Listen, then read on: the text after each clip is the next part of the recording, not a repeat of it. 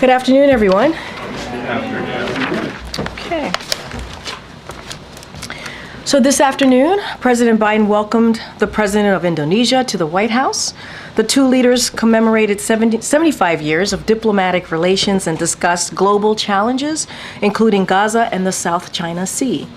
As the world's second and third largest democracies, the United States and Indonesia share a commitment to addressing evolving challenges and capitalizing on emerging opportunities.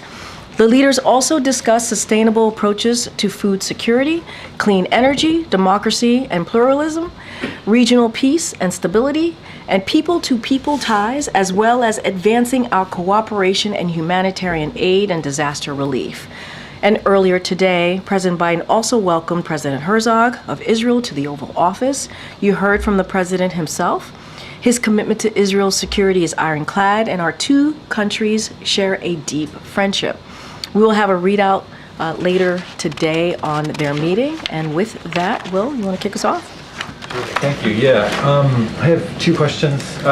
Will President Biden meet with President Xi during APEC or G20? I don't have anything to share with you at this time. We certainly will have more to share on the details of his visit to Peru and also Brazil. As you all know, we're leaving on Thursday. We'll have more to share, and as we normally do, we will have press calls for all of you to get some details on the trip, on the one of his final ACONUS trips, as you all know. But I don't have anything to share on a phone call with President Xi or a meeting with President Xi. Okay. On another topic, why does President Biden feel compelled to invite President-elect Trump to the White House and continue a tradition that wasn't followed 4 years ago?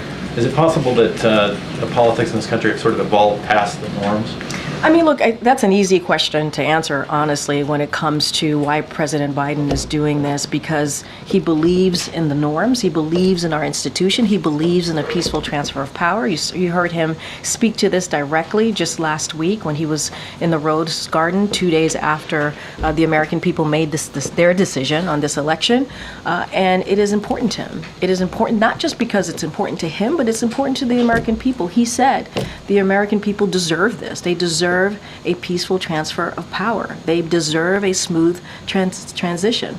And that's what you're going to see. He reached out to President-elect Trump and asked for a meeting, for them to meet in the Oval Office. You're going to see that tomorrow. That is what is the norm. That is what is supposed to happen. And also that's what the American people deserve. Okay, Karen. Thanks, Karine. 30 days ago, the administration put a timeline on Israel to get more aid into Gaza. Yesterday, Secretary Blinken met with Israel's Minister of Strategic Affairs to talk about the steps that Israel has taken to improve the situation at Gaza. But today, there are multiple international aid agencies that say that Israel has failed to address the concerns and that the situation is even more dire than a month ago. Does the administration think that Israel has taken enough steps, or do you agree with these aid organizations and their assessment? So a couple of things. Let me just take a look back at the last 30 days. Israel has taken steps to address the measures laid out in that letter from the two Secretaries Blinken and also Austin. And we are in a discussion with the Israelis about both the important steps Israel has taken as a result of the United States intervention, as well as additional steps that need to be taken. So those conversations continue, those discussions continue, and we, the United States, is indeed the largest provider of humanitarian assistance to the Palestinian people. And so we are going to continue to do everything that we can to surge humanitarian assistance in Gaza. We understand how important it is, and in your question, we understand how dire that is.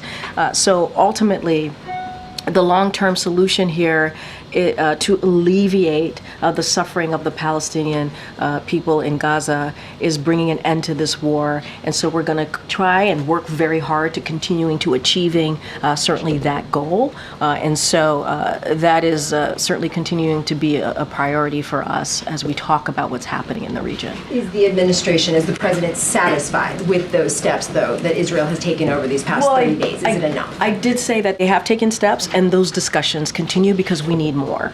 We certainly need more aid to be surged into Gaza. So there's more work to be done, but we have seen certainly some improvement. And again, we are going to do everything that we can. The United States, we are indeed the largest provider of humanitarian aid, humanitarian assistance into Gaza to relieve the pain of the Palestinian people. And what we're seeing, and you're right, it is dire, but those discussions continue, and we're going to be laser focused on If I that. could just do one more on the meeting tomorrow. Can you just tell us what are the top issues that the president is bringing to the agenda tomorrow? How long you anticipate the meeting lasting? Is he having senior staff there? Like, what's this going to look like tomorrow? So, look, President-elect Trump is coming to the White House because the president invited him as part of this peaceful transfer of power. There's going to be a pool spray at the top in the Oval Office before the meeting commences. And so you all and some of your colleagues will certainly have an opportunity to hear from, or to see that, to see the two of them sitting down together.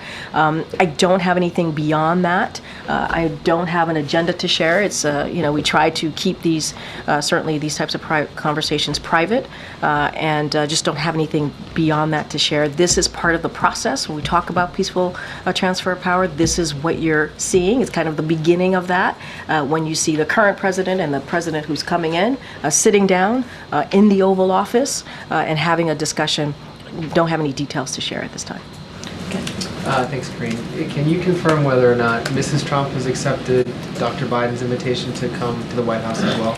Don't have any updates, or we don't have any scheduling updates to give. I would certainly reach out to the Trump transition team to get more clarity on that question. I just don't have anything to share at this time. And can you say whether President Biden is pleased with how the transition is going so far?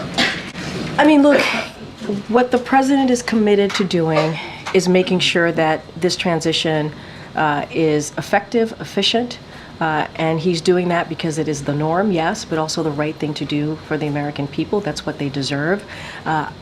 We're going to have a meeting tomorrow. They're going to have a meeting tomorrow, and certainly that will continue. As you know, Chief of Staff Jeff Zients has been pretty open and available to the Trump transition team, and will continue to do so. We want this to go well. We want this to be a process that gets the job done, if you will. And so, look, it's certainly, we're going to do everything that we can. The president trusts his team to get that done and do it the best way possible. And that is our commitment. That's what I can speak to. Just lastly, are there areas that this White House or President Biden's administration are trying to shore up or protect from a Trump administration, perhaps trying to push back or pull back on some of the legislative and other executive order and other gains that the president is proud of? Yeah, no, I appreciate the question. Certainly don't have any policy announcements or anything like that to speak to. What I can say more broadly, if you will, is say that, look, more broadly, the president's legislation is helping all Americans across the country. And what we would say is that we saw what happened when Republicans in Congress tried to repeal, for example, the ACA, Affordable Care Act. They tried to do it more than 50 times. It was something that they were so laser focused on. And meanwhile, the ACA, the Affordable Care Act, was incredibly popular, became more and more popular. And under this administration, we expanded the Affordable Care Act so that millions more Americans could get that benefit, get that care that they so very much needed. And we can't forget that if you think about beating Big Pharma, if you think about lowering costs, if you think about CHIPS and Science Acts, those policies are overwhelmingly popular. And so I think if they were to try to do that, Republicans in Congress would try to do that in the next Congress, the country would speak out. They would make themselves speak out really loud and clear about taking away legislation, obviously, that are now laws that are helping the American people, whether it's creating good paying jobs, whether it is attacking climate change in a way that is going to be effective, the most progressive climate change legislation that the president was able to get done, making sure that Medicare is able to negotiate to lower costs. All these things matter to the American people, are incredibly popular. and they've tried to repeal that and go after that, I think the American people will have something to say about it. Okay, thanks, Karine. Just one more on tomorrow. Do you Sure. know if President Biden has a message that he would like to convey either to the former president or the American people, just given the unique setting we're talking about? And just in terms of the choreography tomorrow, do you know if the former president will go to the sticks? Will he be free to roam? So I would leave it to free the roam. I would leave it certainly to Trump's transition on whatever engagement that he'll have with all of you. That's certainly up to him. And I do appreciate the question because he has a very clear message to the American people, and not to sound like a broken record, but this is indeed true. He wants to show the American people that the system works, right? To trust on the institution, to trust that the norms do matter here, to trust that he is showing by leadership what a transition, a peaceful transition looks like. Hopefully an efficient, effective transition looks like, a smooth transition looks like. And that is the message. When you all come in, when the pool comes in tomorrow and does a pool spray, that's what they're going to see, right? They're going to see these two, one president-elect and the current president sitting down and doing what is the norm. And that, if you know Joe Biden, right, if you know Joe Biden from following him in the Senate and as vice president, certainly the last almost 4 years, he cares about that. He cares about our democracy. And that's the message that he hopes resonates with the American people tomorrow. And separately, the families of the American hostages are in town. Should they, at this point, have any reason to hope that their loved ones will be released before the president's term is up? I mean, the president is committed to continuing to do the work to get families home, to get all of the hostages home, including American hostages, obviously, all of the hostages. And that is his commitment to the families. As you just stated, the families are here. They met with National Security Advisor Jake Sullivan this afternoon. They've had regular engagement in meetings with Jake Sullivan, but also many other members of the team here. And we're going to continue to do the work to get the deal done. And if anything, there's more of an imperative to get that done, right? We want to make sure that we get them, get their loved ones home. And so that is our commitment. It doesn't change at all. If we are continuing to be eager to get that done and working around the clock as we have for this past more than a year now, more than 400 days. And so it doesn't stop our commitment. It doesn't stop us from trying to get that done. You said he's committed to doing the work and Continuing to do the work, and the White House is working around the clock. What does doing the work right now look like? What is working around the clock? Trying to find ways that we can get to a deal, right? As you know, Qatar is very much involved. Egypt is very much involved. They're part of the negotiations, and we want to pursue, and we believe there's a number of ways, initiatives to secure that hostage deal, to release those hostages, and we're going to work through it. We're going to continue to do that work. And that's what we can say is our commitment, and will continue, has been our commitment, and will continue to do so. Thanks, Karine. I know you don't want to get too far ahead of the conversation, but I did want to point to something that Jake Sullivan said over the weekend. He said that President Biden would have the opportunity over the next 70 days to make the case to Congress and the incoming administration that the United States should not walk away from Ukraine. So is foreign policy going to be on the agenda for tomorrow? Ukraine specifically, Israel's war with Hamas?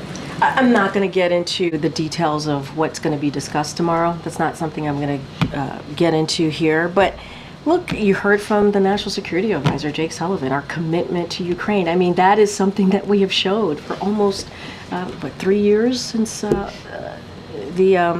Russia's aggression into Ukraine. And you saw the president's leadership, global leadership on this. When you think about making NATO stronger, when you think about the partners and the alliances that he's been able to bring together, more than 50 countries have gotten behind Ukraine, and continuing, we talked about this on September 29th when we talked about surging aid into security assistance aid into for Ukraine so that they are able to beat back Russia's aggression. So you've seen our commitment. We've been very clear. We don't even need to say that privately because we've been very public about that. And getting to, it just went back and forth about making sure that we get a hostage deal. And so that we can get hostages home, all hostages home who have been held by Hamas. And let's not forget Lebanon. We want to make sure that we get to a deal there too, and we're negotiating there. Those negotiations continue. And so our commitment has been very clear, and our global leadership, this president's global leadership, has also been very, very, very prominent, if you will, on the global stage. And does the White House have any concerns about the number of foreign leaders who have been in conversation with the incoming president, even as President Biden heads to the G20 in the next few days, as well as Lima? So here's the thing. He's the president-elect. Every president-elect receives calls from world leaders, takes calls from world leaders, has calls from world leaders. It is not unusual. I don't have a comment beyond that. Any specifics or details, that's something for the Trump transition to speak to. Kent will. Just briefly, a follow-up. Is the president, is he receptive of what the Israelis are doing to push humanitarian aid, or is he happy with what they're doing now? I mean, I don't have a different answer for you to what I was asked by Karine. We are having those discussions. We've seen some improvement over the last 30 days. We want to see more because there is a dire situation happening in Gaza. Also, the U.S. has been leading in getting humanitarian aid, and so those discussions continue. We want to see more, and we're going to continue to have those discussions. And just briefly on Haiti, with the situation there, do you have any statement or reaction to what's going on there with the violence and those being targeted at this point? Yeah, so look, we're certainly, as it relates to the commercial flight, very recently, the gun shots that were reported, so we're certainly concerned about the increase of violence in Haiti. And as it relates to commercial flights and what occurred there, the airport, Toussaint Louverture Airport, operations are temporarily closed until November 18th. And so certainly the airlines could speak more to that. But we are definitely certainly concerned by the increase of violence, and we'll continue to work with, as you know, there's a new prime minister that was named and recognized by the TPC, the Transitional Presidential Council. And so we're going to continue to work with them, and hopefully we can get to a better place. Thank you, Karine.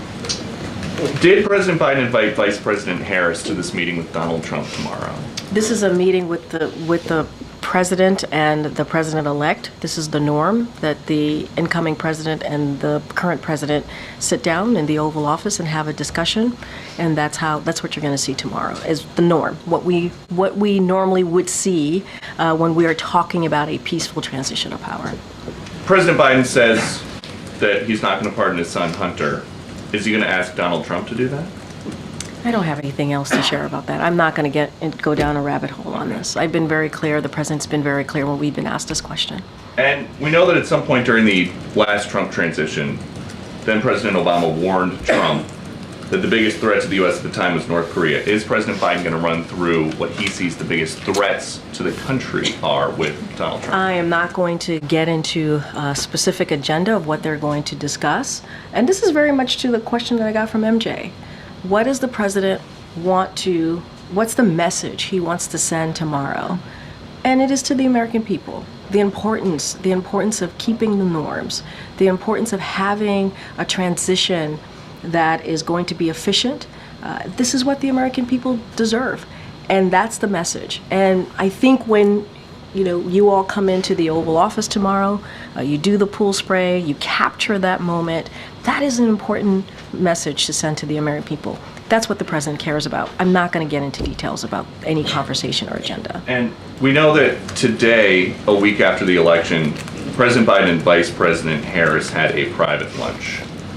How awkward was that? I don't even understand. Why would it be awkward? Because Why would it the be president awkward? got Why squeezed would- out for why would her, you- and then she kept him at arm's length, and then she lost, Well, and now she's back. Why would you characterize it as awkward? They have regular lunches.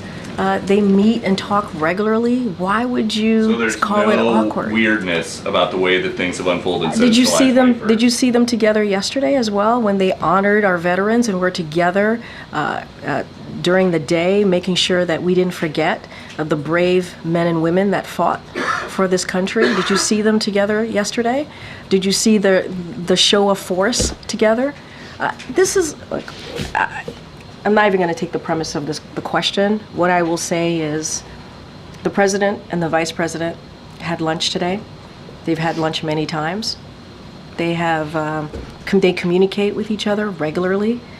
They had an opportunity to discuss the last 70 days or so of this administration, how important it is to get things done for the American people. And that's their focus. That is genuinely their focus. Yes, Patsy. Thank you, Karine. On his prayer with President Prabowo, the president said that he will discuss the issue of South China Sea and advancing a free and open Indo-Pacific. Was he specifically referring to a deal that Indonesia signed a few days ago in Beijing that could be read as a de facto validation of China's 9-dash line that marks its extensive territorial claims in the South China Sea? And how concerned is the administration about this? So we continue to encourage Indonesia to work with their legal experts to make sure any agreement they make with the PRC is in according with international law, especially the UN Convention on the Law of the Sea. I don't have anything beyond that. I read out at the top more broadly what they were hoping to accomplish, what they were going to talk about. You just mentioned Indo-Pacific and China Sea. As it relates to this particular deal that was signed with Indonesia and Beijing, we are just going to continue to encourage that they really work with their legal experts. So is that a statement that the administration believes that Indonesia is not complying, that the agreement I is don't not have complying? anything beyond that. I don't have anything beyond that. And I know that you said on your topper that there will be more briefing before the president leaves for APEC and G20. Well, yeah, we'll have our usual, like we normally do ahead of an ACONUS trip. We'll have a press call, so you all will have more details on what those few days will look like abroad. But just broadly, Corinne, what would be his message, obviously, to leaders concerned about U.S. positions on various global issues? And is he expecting that his conversation with President-elect Trump tomorrow to inform him on how he would speak to world leaders about these various issues? Again, I'm not going to get into details. I understand the curiosity and the kind of excitement on what's going to happen tomorrow. I don't want to get ahead of the fact that tomorrow is also part of the process that the president wants to send out to the American people, having that peaceful transition of power. Not going to get into details or even an agenda of what they're going to speak to. As it relates to the president and the global stage, that's what you're going to see when he is in Peru and Brazil. The president, again, on that global stage, he's going to continue to talk about and focus on the progress we've made in the last 3 years plus, on an array of important issues that matter to the people who will be there, to all the world leaders who will be there, whether that's continuing to strengthen our alliances and partnerships, standing with Ukraine and standing up against Putin. And also, as we were talking about, a range of issues when it relates to from Indo-Pacific to also the Middle East. That's what the president is going to focus on, and I'm going to let the two leaders, the president and the president-elect, have their private conversation. Not going to get ahead of them. They deserve that, but certainly we are indeed sending a message to the American people. That's what they deserve. They deserve this process, and that's what you're going to see tomorrow. Briefly, on Francesca's question, just to hone in, I know that you say that the president-elect can have these conversations with these world leaders who It's call and not congratulate unusual. him. No, it's not unusual. But does the president have specific views on the president-elect potentially conducting foreign policy on these calls? I'm not going to get into hypotheticals. I'm just not on what's happening or being said on these calls. I'm just not. It is not unusual for a president-elect to have conversations with world leaders. That's what's happening. I'm just not going to get into hypotheticals. Go ahead, Gabe. Thanks, Karine. You mentioned a little bit ago that several countries were still working together to secure a ceasefire deal, and you mentioned Qatar and Egypt. Didn't Qatar pull out of mediation? Its mediation? Yeah, and I will. I appreciate that. I will let Qatar speak to their own decision. I'm not going to certainly speak to that, and I'm not going to get into any other private conversation. What I said is that what I'm trying to convey is that we're going to continue to pursue certainly a number of initiatives to get the hostages home to their families. That is an ongoing work in progress, if you will, and that's going to be our focus. But doesn't that change, that Qatar pulling out of that mediation role, doesn't that signify that these hostage talks are very far off? And so, look, Qatar is going to have to speak to whatever decision that they made. I'm not going to speak to that. I'm not going to get into private conversation. What I'm trying to say is we're going to continue to pursue a number of initiatives, continue those conversations on how to make sure we secure the release of hostages. That is ongoing. That is certainly ongoing. And so not going to, we're very careful. We don't negotiate from here, not going to negotiate from the podium, but certainly the work is ongoing. And back to the humanitarian aid in Gaza that you discussed earlier, that was a U.S. deadline. That was a month ago. Yeah. You said that Israel has taken some steps, but among those steps are the U.S. had asked 350 humanitarian aid trucks a day. We're nowhere near that point. Is the U.S. essentially giving Israel a pass when it comes to humanitarian aid? No, absolutely not. I mean, that's why the conversations continue. The discussions continue. We have seen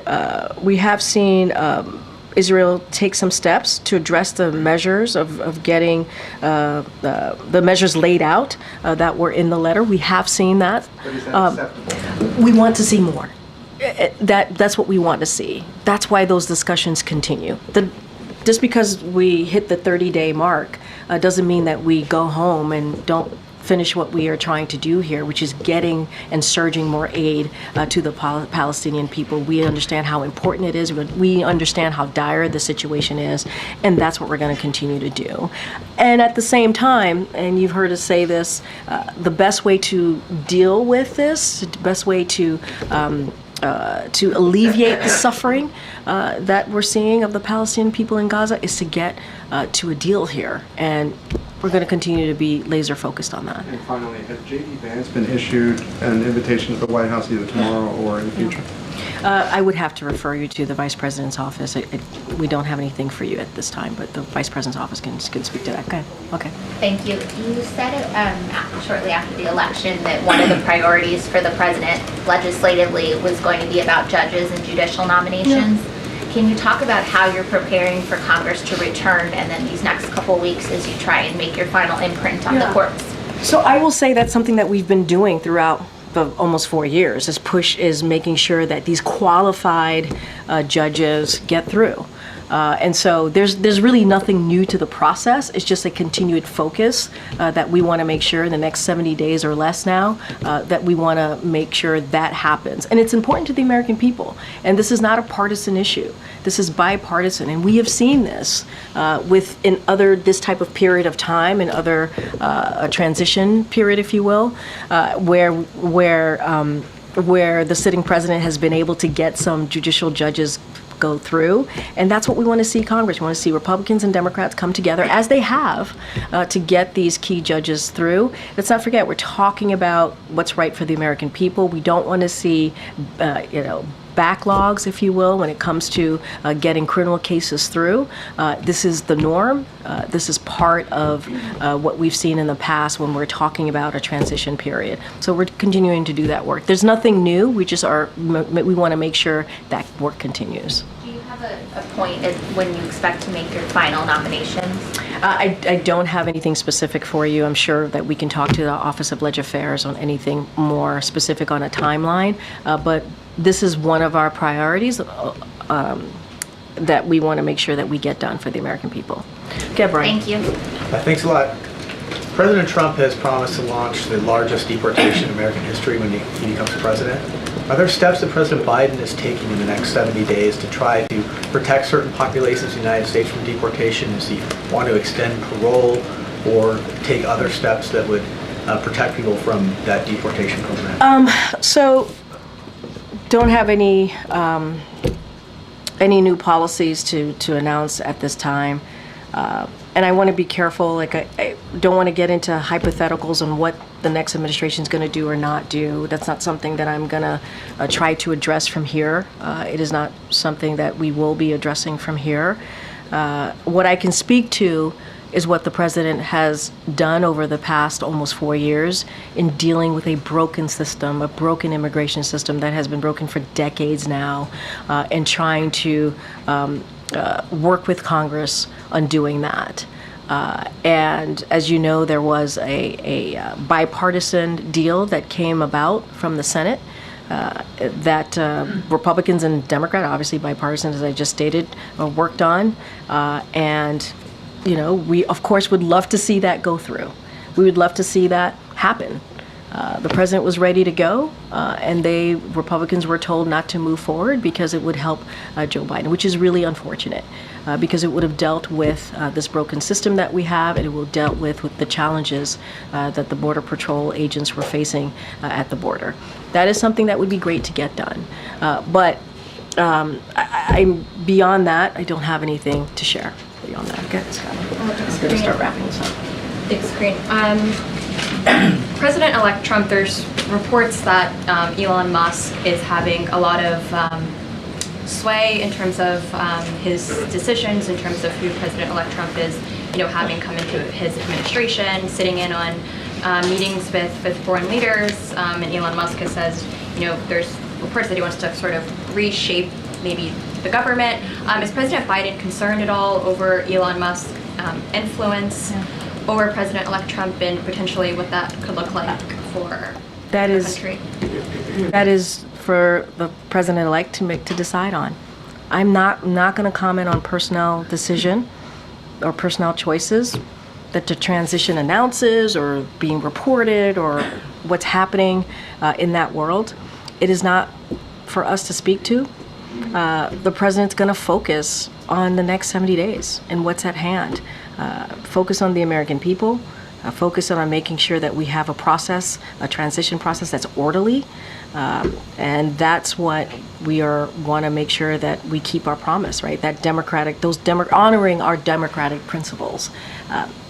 What the president-elect does and speaks, who he speaks to, and how he wants to think and envision his administration, that's up to him. And just one more, kind of completely shifting gears here, but President Biden, you know, is it still the plan to travel to Africa at the top of December? Is that still on the agenda? That's still on the agenda. As I mentioned, I think from here at the podium behind the lectern, when we had to pull that trip down and reschedule it, obviously, because of what was happening here domestically with a historic hurricane. We had said that the president would go the first week of December. That still is the case. The president is very much looking forward to visiting the continent, visiting Angola. When we have more to share, we certainly will share that. We have an ACONUS coming up, so we got to do this one ACONUS at a time, if you will, and we certainly will have more to share. Okay. Thank you, Karine. Could you talk about what are the key goals this administration would like to achieve in terms of U.S.-China relations, since you have invested significantly into this relationship? So what do you like to achieve before you're handing over to the next administration? Yeah, I appreciate the question. If you indulge me a little bit, because I think this is important. So the president, as you know, has prioritized investments in sources of U.S. strength at home, strengthening our alliances abroad, and taking common sense measures to protect U.S. technology and also national security. So when he came into the office nearly 4 years ago, this president made it clear that the U.S. was going to advance and protect our interests here at home and also obviously abroad. And the framework of this administration's China policy, which is invest, align, compete has remained constant for over those almost 4 years. And so, but at the same time, the president's also been very honest and has emphasized the importance of responsibly managing the U.S.-China relationship. So that's also include opening lines of communications, cooperations in areas of shared interest. Hence the important bilat, right, that he had with the Indonesian leader. And so he's going to continue to advance the U.S. interests when it comes to engagement with the PRC, just as he's done for the last 4 years. So that continues over the next several weeks, couple of months. So I would say stay tuned. See how it goes. Does the president feel urgency or importance to meet President Xi in person before his term is over? I don't have anything to share about a meeting or a phone call. I just laid out the importance of the U.S.-China relationship, what we've been able to do the last 4 years. That's certainly going to continue. And if we have more to share on a possible meeting or certainly a phone call, we would certainly do that, share that with all of you. Quickly, why the phone call hasn't happened since Jake Sullivan previewed it 2 months ago? Things like this take some time. I just don't have anything to share with all of you. But I think we've been pretty. You've seen that relationship and how that's developed, how the president approached the U.S.-China relationship, and that invest, that align, that compete, the 3 things that I mentioned to you, is certainly going to continue. You've seen that the last 4 years, and if we have more to share, we certainly will do that. Thanks, everybody. I'll see you tomorrow.